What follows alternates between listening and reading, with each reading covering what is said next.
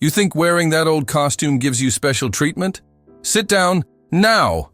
The voice cracked like a slap across the room, sharp and cutting, bouncing off the sterile white walls of the Department of Motor Vehicles. The kind of voice that demanded silence, and got it. Conversations halted. Plastic chairs creaked as people shifted in their seats, unsure whether to look away or bear witness. Colonel Raymond Hale did not move. He stood where he had stood for the last 10 minutes, in line, fourth from the front, dress uniform crisp and pressed, rows of medals carefully pinned against the navy blue. His silver hair combed back, his posture upright despite the fatigue in his bones. His eyes, gray and clear, met the clerk's with quiet patience.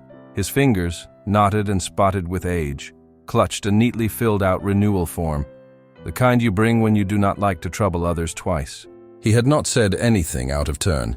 He had not cut the line. He had only asked, softly, if his number had been skipped. The clerk, 30-ish, red in the face, and suddenly too loud, pointed again, jabbing a finger toward the waiting benches like a bayonet. "You're not special, old man. You wait like the rest of us. Or go home." A murmur stirred the air. Someone shifted near the entrance. A child, maybe 8, tugged at his mother's sleeve. "Why's he yelling at the soldier?" The mother didn't answer. Colonel Hale slowly lowered his eyes to the paper in his hand, then looked back up, his voice soft but unwavering. "I serve to make sure everyone gets their place in line, including me." The clerk sneered. Across the room, a young woman, jeans, jacket, sharp eyes, had begun recording. Her hands didn't shake. She had seen uniforms like his at her brother's funeral. She had seen folded flags handed to trembling hands. Outside, through the glass, the wind shifted. Then came a sound, low, steady, purposeful, the click of a polished boot heel against tile. Then another, nearer now, not rushed, not loud, but heard. Heads turned, and the clerk didn't realize yet, not yet, that the room had begun to change. The colonel remained still, but his grip on the paper had loosened, just slightly. If you believe every veteran deserves respect, subscribe, because every view helps this message reach those who need it most. Earlier that day, the morning had not yet broken fully when Colonel Raymond Hale rose from bed. The first threads of gray light stretched across the sky, barely touching the edges of the window pane, still blurred by the last chill of night. He sat on the edge of the bed for a long moment, his back straight despite the ache, his bare feet planted on the hardwood floor. The room was still, the house quiet. A clock ticked faintly in the hallway, a gift from his wife on their 30th anniversary, long before her hands grew too weak to wind it. He listened to it for a beat longer than necessary, then stood with deliberate care. He moved like a man who understood every motion mattered, not rushed, not slow, just measured. In the bathroom, he turned on the light. Its soft hum illuminated the mirror, which offered back the face of a man shaped by decades of early mornings and long silences. The lines had deepened over the years, but the eyes held the same steel, not cold, just unwavering. He splashed water on his face, then opened the cabinet. Inside, a razor, shaving cream, and a small square wooden box. He paused at the box, opened it. Inside lay a set of medals, polished the night before, a folded ribbon, an old flight pin. He looked at them, not with pride, but with a kind of ritual reverence, like visiting a grave or standing at attention. He closed the lid again. Downstairs, the kitchen filled with the soft hiss of the coffee maker, the only modern sound in a house that hadn't changed much since the 1980s. A small radio crackled out a classical tune, Bach maybe, and Raymond stood in the doorway, with a mug warming his hands. Outside, the first birds began to speak, sparrows and doves, drawn to the corner of the porch where he always left seed. He watched them a moment, then moved. Out the door, he stepped onto the wooden porch, its boards softened and worn by time. A small tin can sat near the rail. He bent, slowly, poured the seed into his palm, and scattered it gently along the ledge. The birds fluttered down, unafraid. He watched them for a while, the morning light catching the frost in the air, turning it golden. Back inside, he dressed. Shirt first, starched and pressed, then the navy blue slacks. The jacket next, heavy but still familiar. He slid it on like memory, straightened the collar, checked the buttons, each one gleaming, then the medals. He affixed them one by one, the way he had done countless times before.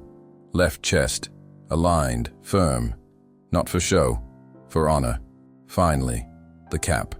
When he placed it on his head and looked in the mirror, he didn't smile, but he gave the smallest nod, as if acknowledging someone long gone. He was going out today, and the uniform mattered. The drive was uneventful.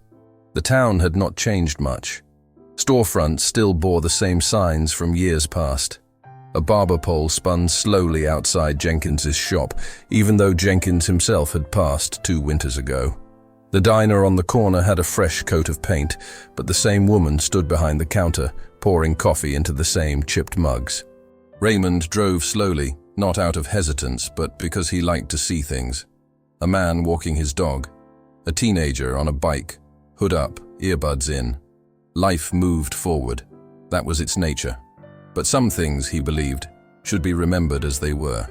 He parked 2 blocks away from the Department of Motor Vehicles, deliberately. He preferred the walk. It helped clear his thoughts. As he stepped out of the car, a man, maybe in his 40s, walked past without a glance, brushing Raymond's shoulder.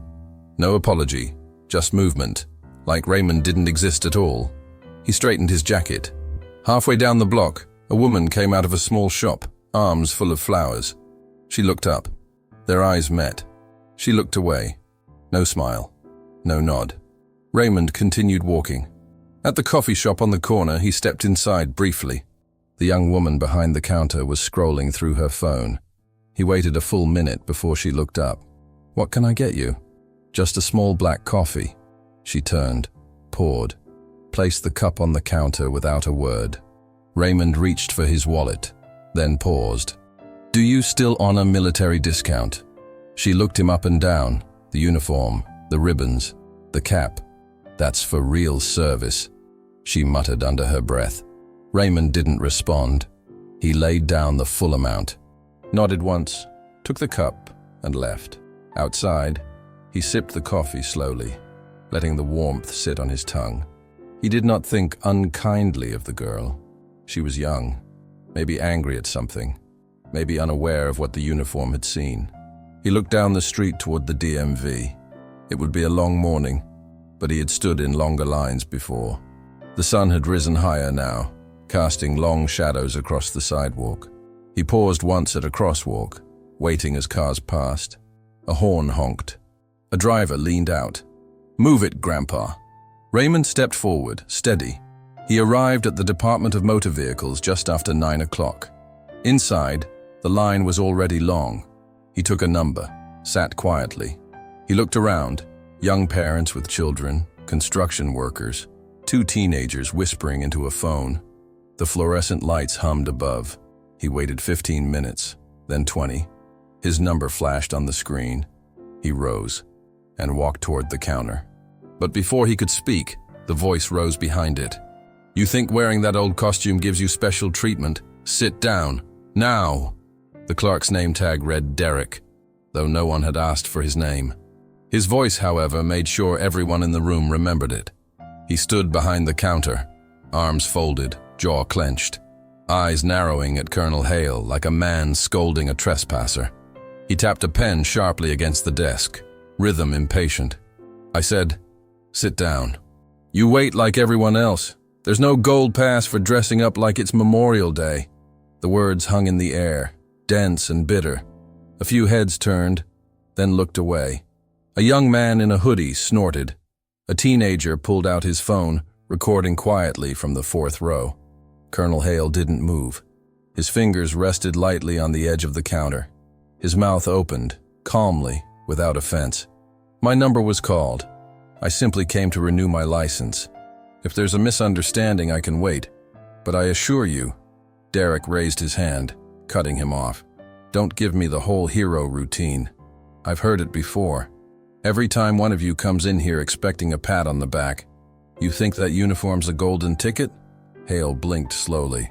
I wore it today to honor those who never made it back. Derek leaned forward, the pen now pointed like a weapon. Right. Convenient excuse. Want me to roll out a red carpet too? Someone in line cleared their throat. Softly, uncertainly. An older woman with white hair clutched her handbag tighter. Derek's voice climbed a note higher. You want your license? Fine. Let's start over. Fill this out. He shoved a new form forward, the edge catching on the counter. From the top. And maybe next time, skip the costume party. It's 2025, man. No one's impressed. He tore the colonel's original form in half with a snap, then tossed the pieces into the bin like unwanted scraps. For a moment, no one moved. Then, slowly, Colonel Hale picked up the pen. Not because he agreed, not because he yielded, but because dignity sometimes means carrying pain quietly. He began writing. A few seats back, an elderly gentleman shifted uncomfortably. He leaned toward a woman beside him, whispered, "Isn't that the guy who reads names at the Veterans Hall every spring?" The woman nodded faintly, eyes on the colonel. A young man in jeans pulled out his phone and began to type. He didn't record, not yet, but his thumbs moved quickly. Behind the counter, Derek called over his shoulder to a colleague. "Hey Trish, make sure we don't get any more of these, what do you call them? Stolen valor cases. Starting to look like a parade in here." A quiet gasp came from the second row. An old woman stood, cane in hand.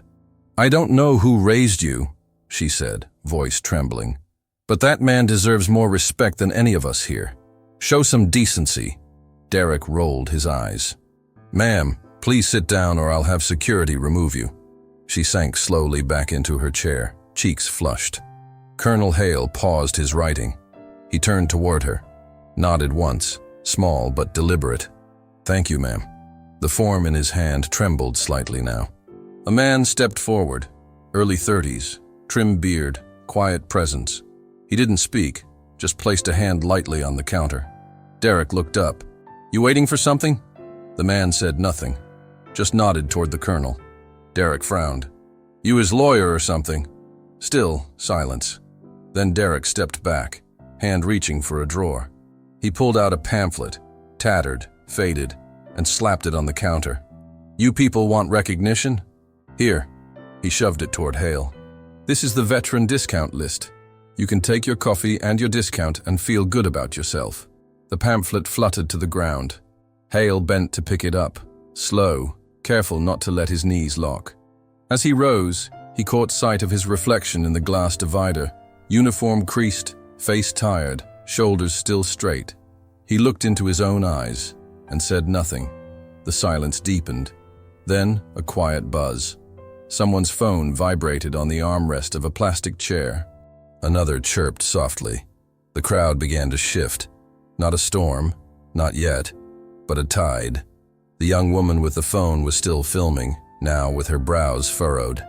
Across the room, a mother adjusted her child's cap. The boy, maybe 7, whispered, "Is he a real soldier?" His mother nodded, brushing his hair gently. "Yes, sweetheart, he is." The boy looked at the colonel like one might look at a mountain. Outside, a wind picked up, and somewhere, too distant to place, a door opened. Back at the counter, Derek tapped the screen. "Move along, Colonel. You're holding up the line." Colonel Hale set the pen down carefully. "I was once told," he said slowly, "that the measure of a man is not how he commands, but how he listens." Derek scoffed. "Whatever, old man. You done here or what?" Hale looked past him, not at the man, through him. "I'm exactly where I need to be." A new presence entered the room. No one saw him yet, just a reflection in the window. A flash of white gloves, a single glint of brass. The silence in the room was no longer the kind that draped itself gently over a crowd. It had become sharp, brittle. It pressed in on the walls and coiled in the corners, vibrating faintly in the air vents and beneath the linoleum tiles. Colonel Hale stood still, as granite, his fingers no longer shaking but curled tightly around the clipped remains of his torn paperwork. Behind him, rows of eyes flicked between the back of his uniform and the man behind the counter, as if trying to make sense of a moment that had shifted too far from decency to be dismissed. Derek, the clerk, appeared to feel none of it. He reached casually for a plastic bottle of soda, twisting the cap with a loud hiss before taking a sip, then made a show of smacking his lips and dropping the bottle with a thud on the counter. The act was juvenile, even theatrical, but there was something in the exaggerated casualness that made it worse, as if he wanted the old man to know that he had no fear of consequence, no expectation of pushback. Derek leaned his elbow on the desk, pretending to examine the computer screen. Without looking up, he said, "We're not a museum, Colonel. You want a tour? Go to the memorial downtown. This is for people with business to do." A quiet intake of breath rippled through the waiting room. A few people looked down at their phones, pretending to scroll, as if distraction could grant them immunity from what they were witnessing. A woman near the wall rubbed her temple, visibly tense, while a man in a trucker cap narrowed his eyes and muttered something too low to be heard. Colonel Hale turned slowly toward the counter, as though unwilling to let the full weight of the moment settle without giving it space. His face, lined and still, held no trace of anger, only something deeper, something sadder. He adjusted the edge of his cap and placed the broken paper carefully on the counter. "Sir," he said quietly, "I gave my best years to the flag on my shoulder. I buried friends who will never walk into this room.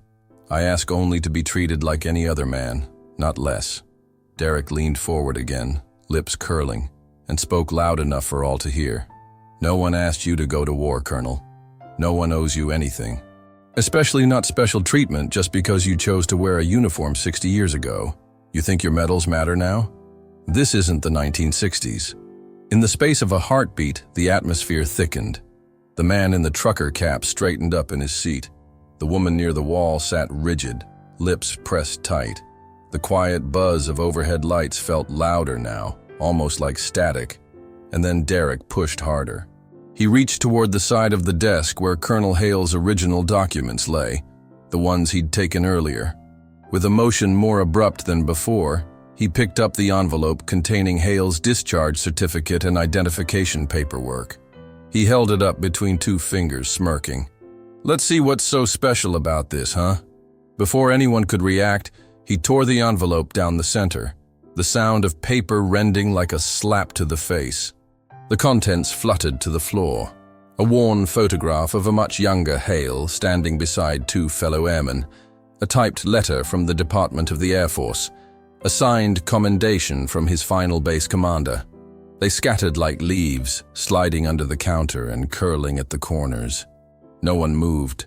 Colonel Hale didn't bend down. Not yet. For a moment he simply stared at what had fallen, not in horror, not even in surprise, but with the heavy recognition of a man who had seen things fall before. Bodies, flags, names etched in granite. Slowly, he knelt. His knees cracked faintly as he lowered himself to the tile floor, one hand reaching out to retrieve the scattered papers. One by one, he gathered them. The corner of the photo, the folded citation, a piece of the torn envelope that had once held a small note in his wife's handwriting, long since faded. He rose with difficulty, placing each item back on the counter in a small stack. His voice, when it came, was softer than before, but not uncertain. "Shame does not live in these papers," he said, "but it finds its way into the hands that would tear them." Derek opened his mouth to respond, but a low voice from behind him broke the rhythm of cruelty. "Hey, what's going on here?" It was Trish, the second clerk, stepping out from the back hallway. She was older, late 50s maybe, wearing bifocals and a cardigan that seemed a decade out of style. Her eyes went from Derek to the colonel, to the scattered remains on the counter. She said nothing for a moment. Then she frowned. "Derek," she said slowly, "what are you doing?" He waved her off. "Handling it. It's fine." But Trish didn't leave. She stood just behind him, arms folded, and for the first time, Derek seemed unsure of himself. He turned back to his screen, muttering, Everyone's so sensitive these days. Colonel Hale stood again, hands by his sides. And then, a new sound entered the room. The sharp chime of the front door opening, clean and precise. Footsteps. One pair. Not rushed, not hesitant, just sure. People turned to look. A man had entered. Broad-shouldered, straight-backed, dress blues, white gloves, polished black shoes, medals shining on the left breast. He walked forward with the kind of stillness that silenced thought, as though the weight of 1,000 ceremonies trailed in his wake. No one said a word. Even Derek froze. The man stopped 10 feet from the counter, eyes fixed on Colonel Hale. His jaw set. His voice, when he spoke, was calm, but rang like steel on granite. "Is there a problem here, sir?"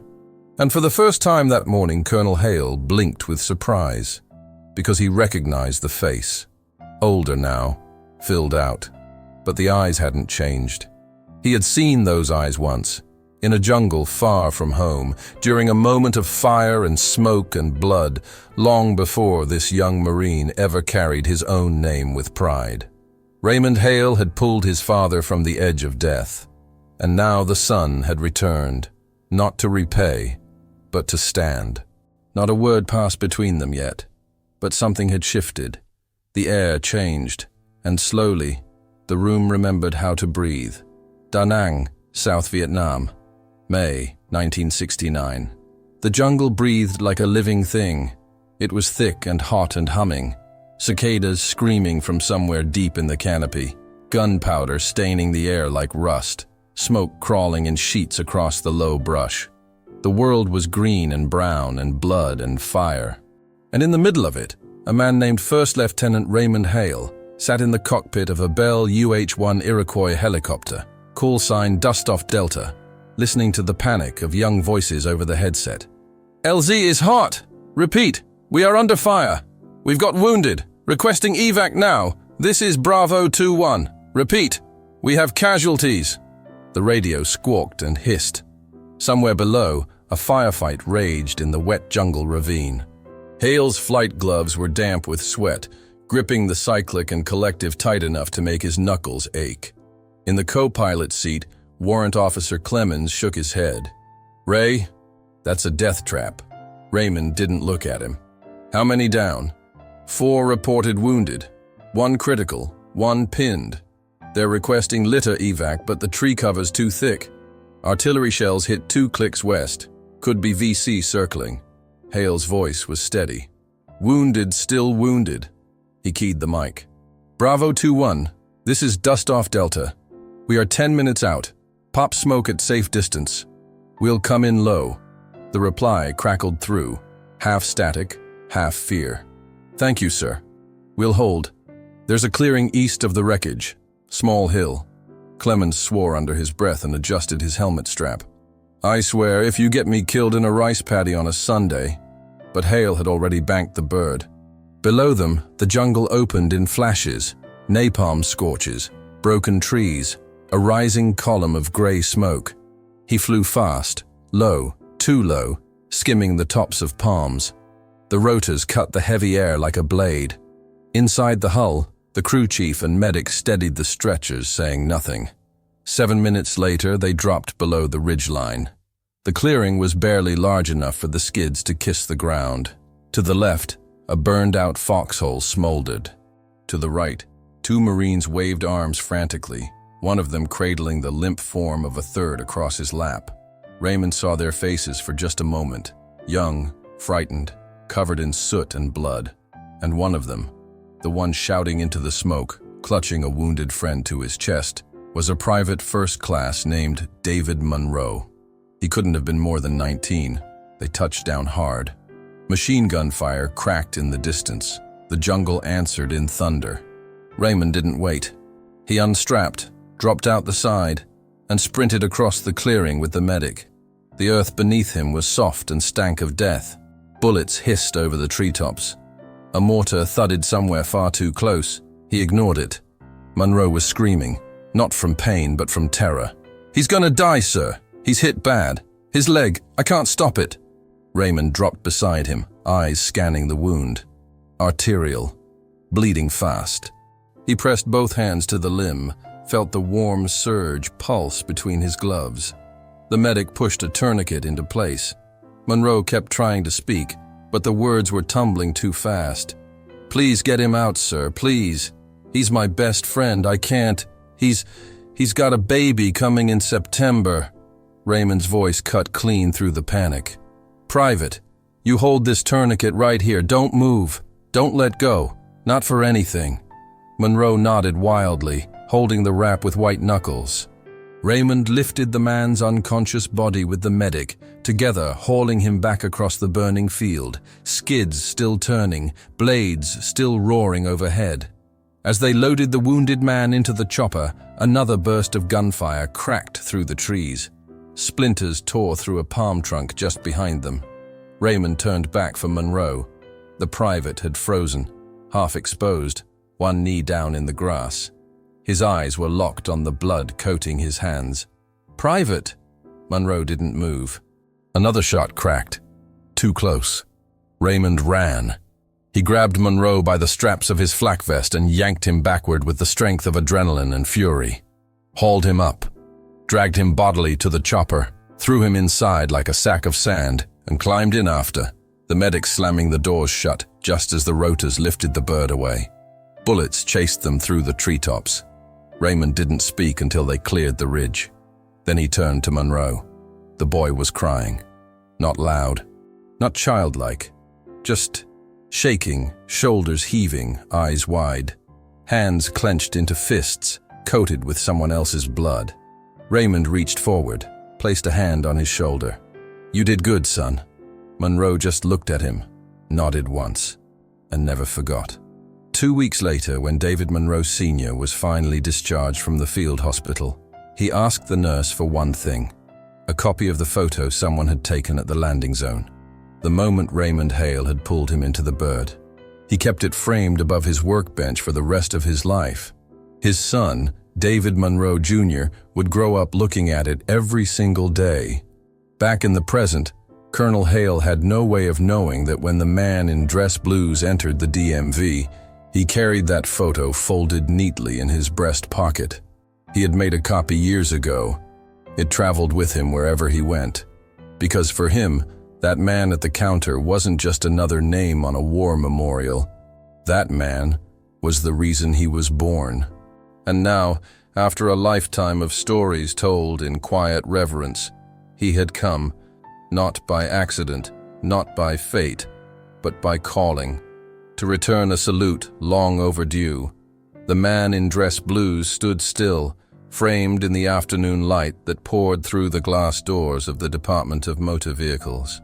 His boots rested on the checkered tile, polished to a mirror gleam. He had not yet moved fully into the room, but already the space had changed. The tension had not broken, but it had been disrupted, like a storm cloud split by a sudden wind. He stood tall, not rigid, but deliberate. His white gloves were clasped loosely behind his back, the medals on his chest arranged with care. His cap sat square on his head, casting a slight shadow over eyes that scanned the room, not with anger, not even with judgment, but with something quieter, something far more resolute. The crowd watched him, silent. It was the uniform, yes, but it was more than that. It was the way he wore it, not for show, not to be seen, but because it belonged to him and he to it, like second skin, like lineage. Colonel Hale turned toward the door slowly, sensing the change before he fully understood it. Their eyes met, and for a moment, time folded. Raymond did not see a stranger. He saw a shape from memory, a jawline, a posture, a presence. Something about the eyes, clear, brown, like his father's. The way the Marine stood, firm, respectful, stirred a thread inside Raymond that tugged at something long buried. He squinted, not out of confusion, but recognition without name. The Marine stepped forward, boots clicking once, twice, then stopping just short of the counter. He spoke not to the room, but to the man behind the desk. "To be clear," he said calmly, Are you refusing to process this gentleman's license? His voice was level, clipped with precision, honed by years of discipline. But beneath the control was a current, cool, sharp, unmistakable. Derek blinked, caught between reflex and pride. His fingers hovered awkwardly over the keyboard. "This doesn't concern you, Marine," he muttered, suddenly much quieter. The Marine's gaze didn't flinch.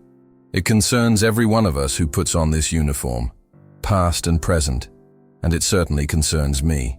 He turned now, fully, to face Colonel Hale. Then his gloved hand moved, slowly, reaching inside his coat. The crowd watched, breath held. He withdrew a worn, folded photograph, held it out, open in his palm. Raymond looked down at it. His mouth parted slightly, but no sound emerged. It was that photo, taken decades ago. A helicopter in the background. 3 figures, a medic, a pilot, and a young Marine, arms slung across Hale's shoulders, blood on his flak vest, jaw slack with pain and disbelief. Hale's expression in the photo was younger, but unmistakable, focused, determined, alive in the fire. "My father kept this," the Marine said quietly, his voice lowered so only those nearest could hear. "It hung in our house my entire life. He said you didn't just save him, you saved me." Raymond's lips parted. He did not speak. He didn't need to, because in that moment, every soul in the room felt it. The gravity of a story unfolding in silence, too heavy for words. The Marine turned now to the crowd, still holding the photo, still standing beside the colonel. "This man," he said, voice clear and even, "is why I serve. My father told me I was born because someone brave enough flew into gunfire to pull him out of hell. That someone is standing right here." He didn't raise his voice. He didn't need to. The weight of truth did the work for him. A woman in the second row covered her mouth, eyes filling. The mother with the child clutched her son's shoulder gently, whispering something into his ear. Someone whispered, "That's him?" Another voice, further back, "I heard about that mission. My uncle knew a guy on that flight crew." Derek stepped backward. His mouth opened, but no words came. The arrogance that had coated his earlier outbursts now peeled away under the weight of a history he did not understand. Raymond slowly reached forward, taking the photograph gently in his fingers. He studied it, and then, finally, he spoke. "I remember your father. His leg was gone below the knee. He kept apologizing to me for bleeding on the floor. He was more worried about our bird than himself." The Marine nodded. "He always said he lived because of you." A silence bloomed, thick with reverence. Then, like the first leaf falling in autumn, someone at the back of the room rose to their feet. A man in a plaid shirt and work boots, mid-60s maybe. He cleared his throat. "I don't know this man's whole story, but I know he gave the eulogy at my brother's funeral. Vietnam too." He stepped forward. He never asked for thanks, just stood at the grave, spoke like he knew him, and it helped. Another voice, this time a woman. "He volunteers at the Veterans Affairs, comes in every week, reads to the ones who can't anymore." A third voice joined, then a fourth. The sound was not loud, but steady. A rhythm, a rising tide. Names, memories, small pieces of a life that had moved through the world without asking for recognition, but had left marks nonetheless. And in the center of it, Colonel Raymond Hale stood motionless, listening, as the truth of his life, carried silently for decades, now returned to him like birds coming home. The Marine beside him turned again to the clerk.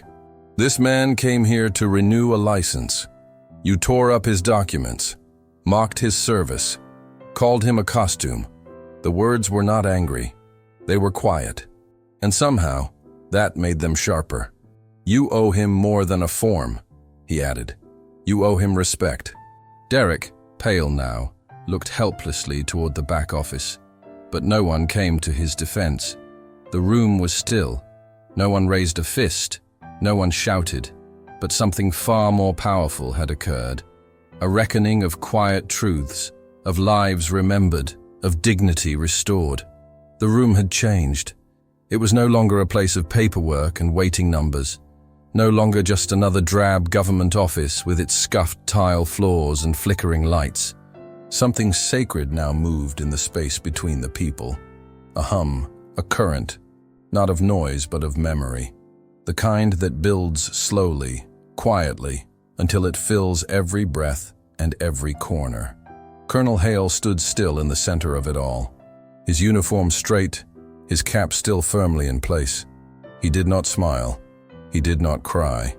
But there was a change in his posture, a loosening, not of pride, but of weight. The burden of years carried quietly now shared, if only for a moment. The Marine in dress blues stood beside him, not touching, not needing to. His presence alone was a banner raised, a salute rendered with body and silence. From the back of the room, a man stepped forward, not quickly, not dramatically, but as if moved by something larger than himself. He was tall and graying, his hands calloused, the sleeves of his shirt rolled to the elbow. He cleared his throat once, then looked to the Marine. "He saved your father," the man said, "and he saved mine. Different war, but same kind of man."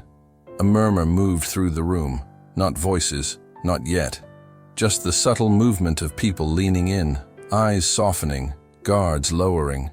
Another woman rose, her scarf pale against the navy blue of her coat. She walked with a slight limp, a cane tapping softly on the floor. She did not speak right away. She simply reached into her handbag and pulled out a small, laminated card. "I still have this," she said. "He handed it to me at the United States Department of Veterans Affairs Hospital 3 years ago. My husband had just passed. Colonel Hale didn't say much, just listened, then gave me this with a Bible verse. Said, 'He served well. So did you.'" She passed the card to the person beside her. It moved down the line, hand to hand. At the counter, Derek stood frozen. He had shrunk beneath his own silence. His arms no longer crossed. His gaze flicked around the room as if searching for an exit not marked by doors. The bravado had drained from his posture, leaving only the raw, exposed truth of someone who had been wrong and could no longer pretend otherwise. Trish, the older clerk who had watched from the hallway, stepped forward now. Her face was tight with something between apology and disbelief. She didn't say anything to Derek. She didn't have to.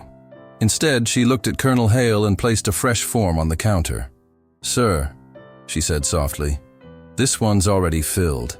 We just need your signature." He looked at her, then down at the paper. He picked up the pen, but before he signed, he paused. Across the room, the young woman who had recorded the earlier confrontation was now holding her phone down by her side. She wasn't filming anymore. Her eyes were wet. She wiped them quickly, then nodded once at Hale, almost embarrassed by the gesture. "I never met my grandfather," she said quietly. "He died in Korea. But if he were anything like you, I wish I had." The colonel gave a faint nod in return. Not dramatic, just enough to say, "I hear you." Then he signed. As the pen touched paper, a sound rose. Not a cheer, not applause, but something gentler. A slow swell of clapping, not thunderous, but reverent. The kind given at a funeral when a flag is folded. The kind that builds not to celebrate, but to thank. One by one, people stood. A man in the corner rose and pressed his palm to his heart. A woman in nursing scrubs whispered something and bowed her head. Even the child, the little boy who had tugged his mother's arm earlier, stepped out into the aisle and raised his hand in a salute he had only ever seen in movies.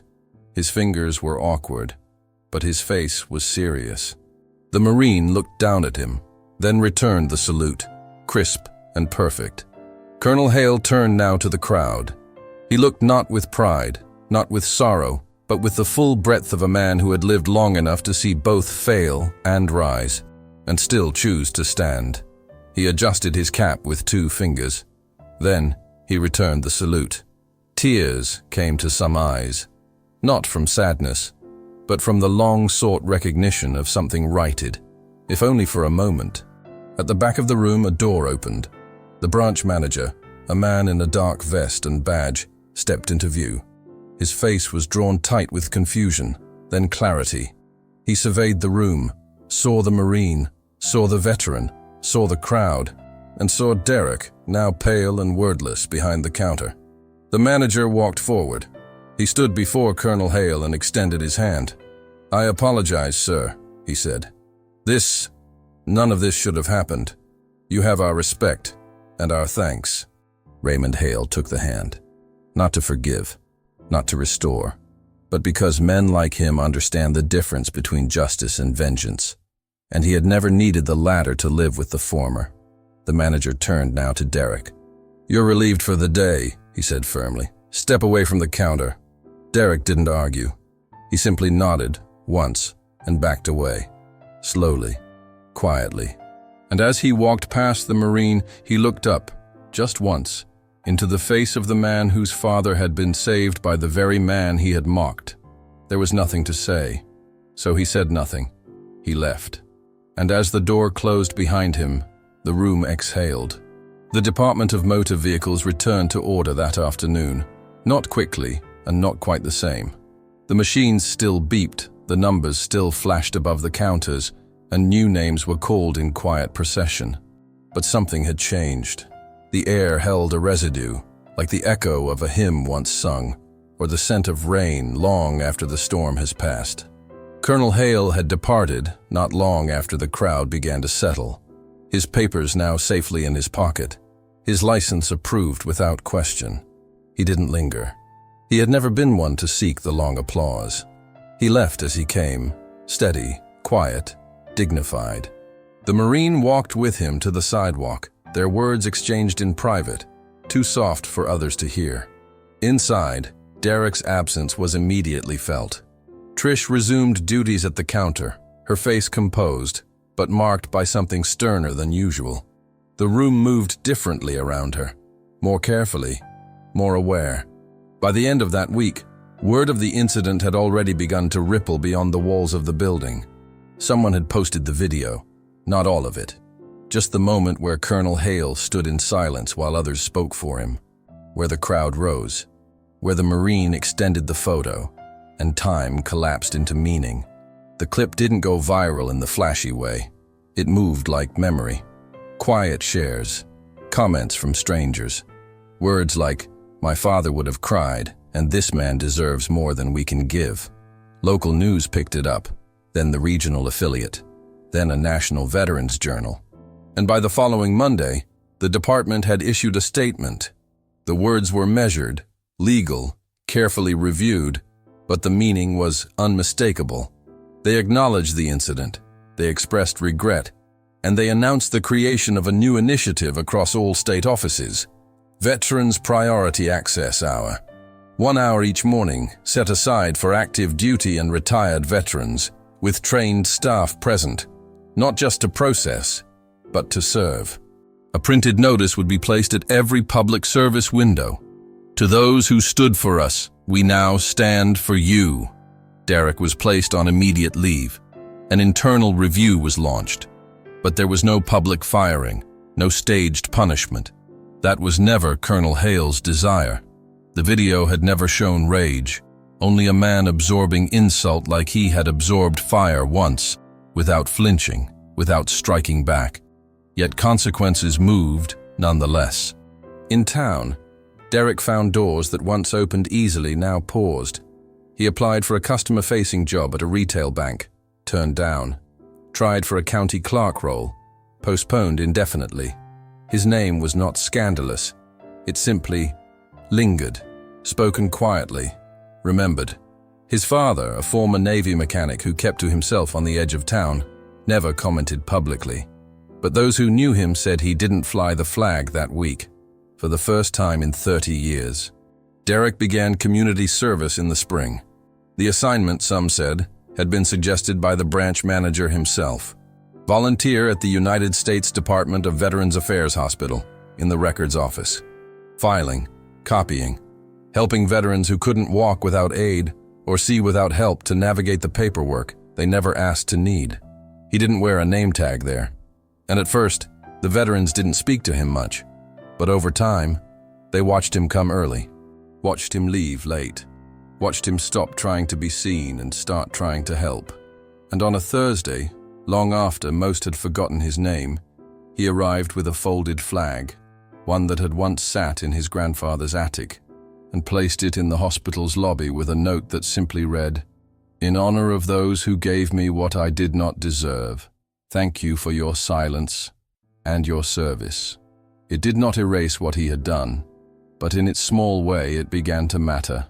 Evening had drawn itself gently across the town like a flag being lowered, inch by inch. The sun dipped behind the hills, its last light brushing the tops of trees in amber and gold. The shadows were long now, quiet things that reached across pavement and porch alike, and the streets had begun to empty as the workday faded into memory. Colonel Raymond Hale walked alone along the edge of Memorial Park. His shoes made little sound on the stone path. His hands were folded behind his back, the same posture he had used while giving addresses, offering eulogies, and standing in silence beside coffins wrapped in red, white, and blue. The lines in his face caught the low light, and his eyes, still clear, still gray, held no trace of bitterness, only weight, the kind that doesn't fade, but settles. Ahead, a small marble wall rose from the grass, modest, unassuming, but sacred. It bore the names of 54 men and women from the county who had never come home from war, etched in careful lines, letters filled with years of breath and absence. Raymond stopped there. He reached into his coat pocket and removed a single flower, a white carnation, slightly wilted at the edges. Nothing expensive, nothing showy, just real. He knelt, slow and deliberate, ignoring the protest in his knees, and placed the flower beneath one name. James Buck Landry, United States Marine Corps, killed in action, 1969. Hale remained there a long moment, his head bowed. It was Buck who had shouted at him that day in Vietnam, back when the gunfire was thick and the jungle was burning. Buck who had thrown himself between the enemy and the medic. Buck who had taken a round to the chest and kept firing until the bird touched down. Buck who never made it back. Hale had written the letter to his mother, had flown back to Louisiana for the funeral, had stood in uniform beneath a tree as the casket lowered, and promised himself that he would always wear the cloth with the care it deserved, for the ones who no longer could. And he had. He rose slowly, brushing the dust from his knees. His hand went to the brim of his cap, and he saluted. There was no crowd, no applause, no camera, only the sound of wind through trees, and somewhere in the distance, the faint tap of a flag on a pole. He held the salute a long time, then let his arm fall, and turned. As he walked back toward the path, the last of the sun slipped away, leaving behind a sky the color of old photographs, faded blue, soft gray, and the first touch of night. His pace was unhurried, his shoulders still straight, but something in the way he walked, just a shift, a lightness, suggested that something had lifted. Not the weight of memory. That would always remain, but perhaps the weight of having carried it alone. If stories like this resonate with your heart, like and subscribe for more untold moments of honor and kindness. Let us know where you are watching from, and if this moment brought back memories you carry with you. The best way to honor their memory is to keep listening. Click on the suggested video now, and we'll walk together through another untold chapter of courage and sacrifice.